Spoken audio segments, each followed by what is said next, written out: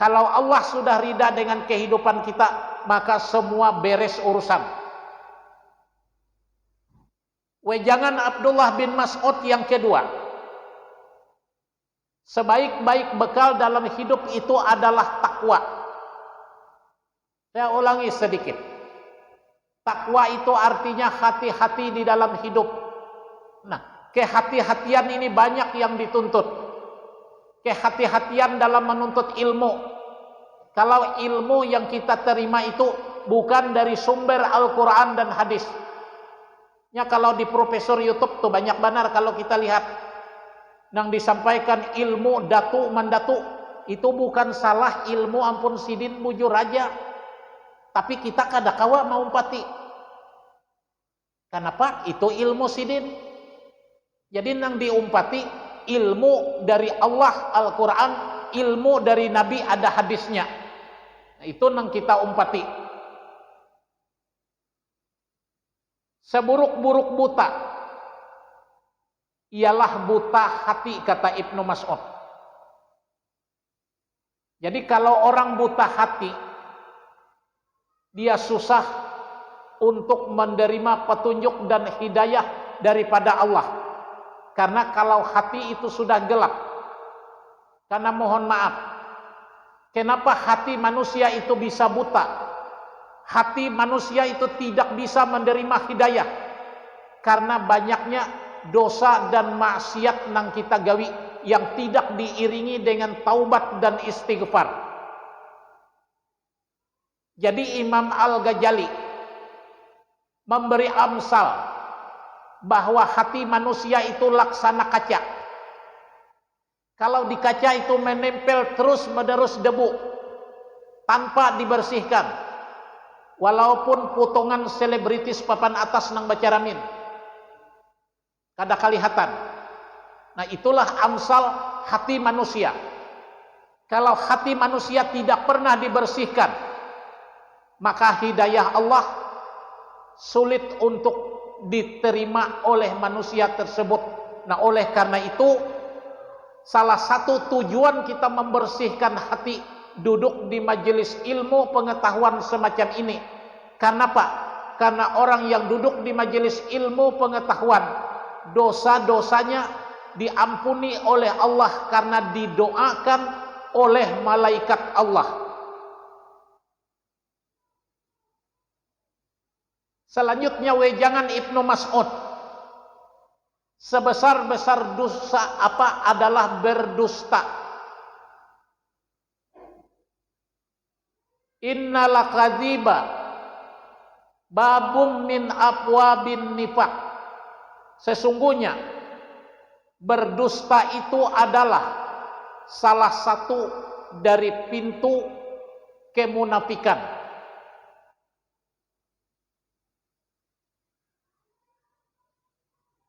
Jadi kalau masalah berdusta ini, mohon maaf, kadang-kadang lewat handphone bisa. Nah, jadi kita belajar agama ini supaya jadi rem, agar perjalanan kita itu kalau menyimpang tabulik pulang karena diingati. Sejelek-jelek usaha ialah memungut riba, kata Ibnu Mas'ud. Dan seburuk-buruk makanan adalah memakan harta anak yatim.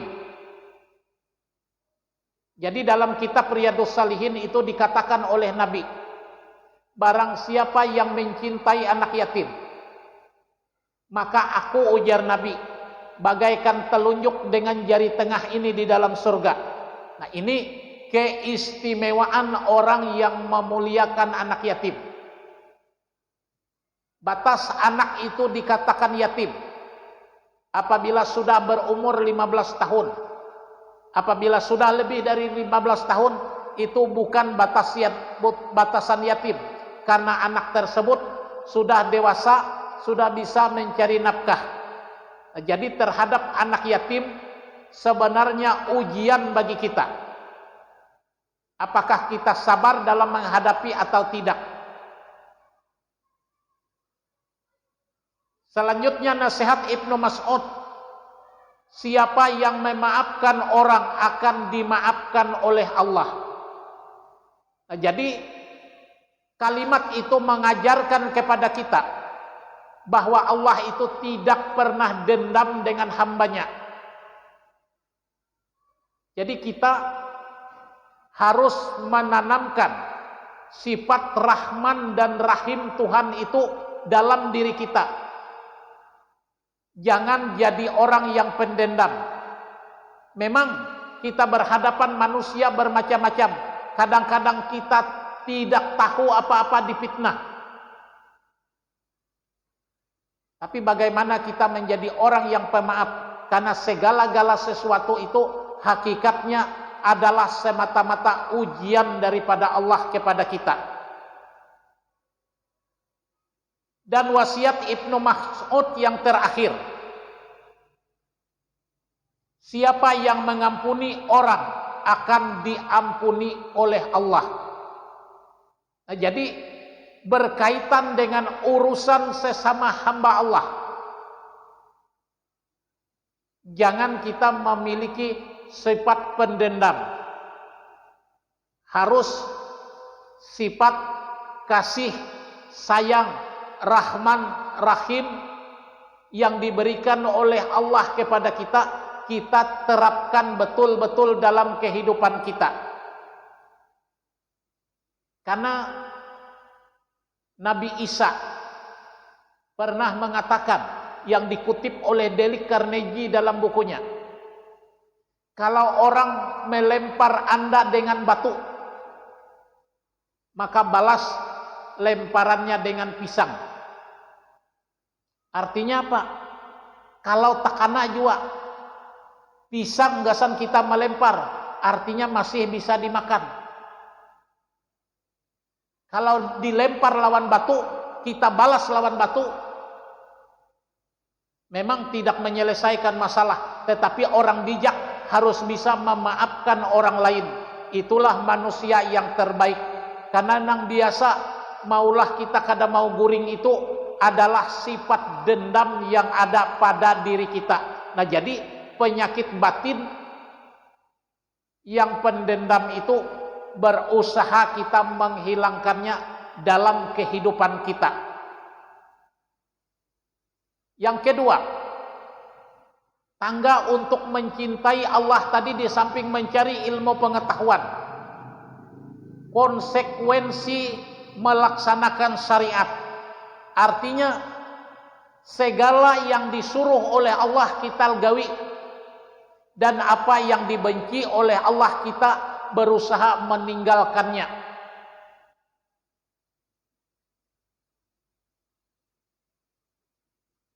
Maka kalau jalan menuju neraka itu rami,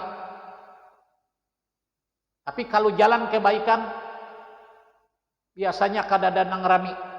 Nah, itu kita harus berusaha mengendalikan diri, melaksanakan apa yang diperintahkan oleh Allah di dalam kehidupan. Yang ketiga, agar kita menemukan cinta dengan Allah, bersikap hati-hati agar tidak tergelincir kepada sesuatu yang menjadi kebencian Allah, sehingga pekerjaan yang makruh sekalipun diusahakan menghindarinya. Apa yang dibenci oleh Allah? Syirik dalam kehidupan,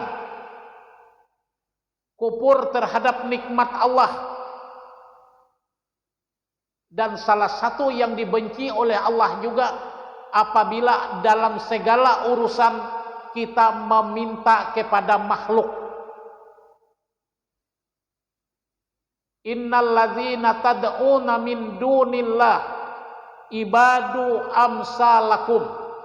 Sesungguhnya orang-orang yang kamu seru selain Allah itu adalah makhluk yang lemah, yang serupa juga dengan kamu. Al-A'raf ayat 194. Nah, meminta kepada makhluk berbeda dengan minta tolong, minta petunjuk. kepada orang yang bisa membantu memberikan petunjuk. Minta kepada makhluk di sini termasuk yang salah meminta lawan jin, memberi sesajen. Nah, itu dilarang oleh agama. Misalnya percaya kepada perkataan dukun yang katanya ia mengetahui sesuatu yang gaib, padahal sesuatu yang gaib itu semata-mata rahasia Allah. Ini kadang-kadang mohon maaf, kita ini tidak menggunakan logika.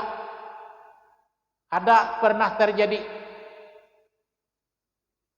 hendak mengaji sugih, nang didatangi ini napa, rumahnya berumbus, lantainya bila tajajak tajunggit. Ujarku akal nang digunakan. Lamun mengaji sugih itu kayak Haji Lukdi itu ada mengaji cucuk, tokonya berapa. Lamun nang rumahnya hendak roboh datang mengaji sugih itu salah lalu ujarku. Nah, jadi kita harus rasional memandang makhluk itu di dalam kehidupan. Bila nang mengaji sugih orang baisi tuku bisa 10, mobilnya 19 wajar. Baisi sarang walet 50 buah wajar. Munang mengaji sugih orangnya susah, nak ada cucuk. Maka nang malajar nih mau juga. Nah, itu anggarannya ada kepentingan dalam kehidupan. Jadi kita dalam menggawi sesuatu itu gunakan akal. Nang keempat, rumus untuk cinta dengan Allah itu rajin-rajin bercakap-cakap dengan Allah. Nah, bercakap-cakap dengan Allah di sini maksudnya bukan kita bapander Tuhan itu ada bendanya. Man arada ayyuk yukallimillahi falyaqra il Qur'an. Barang siapa yang ingin berbicara dengan Allah, maka bacalah Al-Quran. Jadi kalau kita membaca Al-Quran, artinya kita bercakap-cakap dengan Allah, melahirkan kecintaan kita kepada Allah. Karena apa? Di antara keutamaan membaca Al-Quran itu banyak sekali. Pahalanya paling ganal, itu kalau membaca Al-Quran. Diampuni segala dosa kita dan tidak disiksa oleh Allah. Itu diantara fadilah membaca Al-Quran. Dan mendapat syafaat dari Al-Quran pada hari kiamat. Karena yang mampu memberi syafaat kepada kita itu cuma dua. Satu Al-Quran, dua Rasulullah Sallallahu Alaihi Wasallam. Nah, apabila rajin kita mencintai Al-Quran, ia memberi syafaat kepada kita. Apabila kita mencintai Rasulullah, tuh umpati apa nang ujar Nabi, berarti kita cinta lawan Rasulullah. Sering-sering bersalawat kepada Nabi, berarti kita cinta kepada Rasulullah. Itu Rasulullah berhak memberikan syafaat kepada kita. Orang yang membaca Al-Quran, dia mendapat derajat kenabian. Ya, jadi derajat makhluk itu, kalau orang mencintai Al-Quran mendapat derajat kenabian. Artinya kedudukannya sama dengan Nabi, cuma dia tidak diberi wahyu oleh Allah. Di antara fadilah membaca Al-Quran, dikategorikan sebagai orang yang baik lahir dan batin. Itu janji Allah. Artinya bila orang mencintai Al-Quran, membaca Al-Quran, pasti orang itu baik lahir dan batinnya. Dan termasuk golongan hamba-hamba Allah yang terbaik. Khairukum man ta'allamal Qur'ana wa 'allamahu. Dan sebaik-baik kalian adalah orang yang selalu belajar Al-Quran dan mengajarkannya kepada orang lain. Itu menurut hadis sebaik-baik manusia. Orang yang membaca Al-Quran juga mendapatkan kedudukan yang tinggi di dalam surga dan dikumpulkan bersama para malaikat dan mendapatkan derajat yang tinggi di sisi Allah. Orang tuanya diberi mahkota kemuliaan di akhirat. Nah, jadi apabila anak itu rajin membaca Al-Quran, maka orang tua kita diberi mahkota kemuliaan di akhirat oleh Allah. Nah, jadi artinya apa? Hubungan anak dengan orang tua itu pasti ada. Nah, makanya tugas kita berusaha agar meninggalkan generasi yang baik, generasi yang takwa. Cuma sayang, di Puruk Cahu ini beberapa tempat pengajian, kakanakan nang anom hampir jarang ada hadir. Kalau nang Tuhan ini bujur bekal masuk kubur bujur aja, tapi dari proses keilmuan, istilah paribahasa patah tumbuh, hilang berganti. Nah, ini ada kesenjangan generasi. Bila patah dulu hanyar tumbuh, bila hilang dulu hanyar berganti, itu ada kesenjangan generasi. Nah, jadi tugas kita kalau bisa bawa generasi muda, agar kalau nang tuha hilang, nang mawarisnya ada. Munang tuha ni mendengar pengajian gasan bekal masuk kubur aja ke dada lain. Tapi bagaimanapun kita harus optimis, berharap dengan doa agar Allah memberikan hidayah kepada masyarakat dan lingkungan kita. Karena dalam hidup itu tidak ada kata-kata terlambat di dalam kehidupan. Mudah-mudahan Allah selalu memberikan kepahaman kepada kita. Mudah-mudahan bala dan bencana dijauhkan dari tempat kita. Mudah-mudahan Allah memudahkan rezeki untuk kita. Dan mudah-mudahan di akhir hayat kita menjadi hamba-hamba Allah yang husnul khatimah, dan dikumpulkan kita dengan Rasulullah baik di dunia maupun di akhirat. Hasbunallahu wa ni'mal wakil. Wassalamualaikum warahmatullahi wabarakatuh.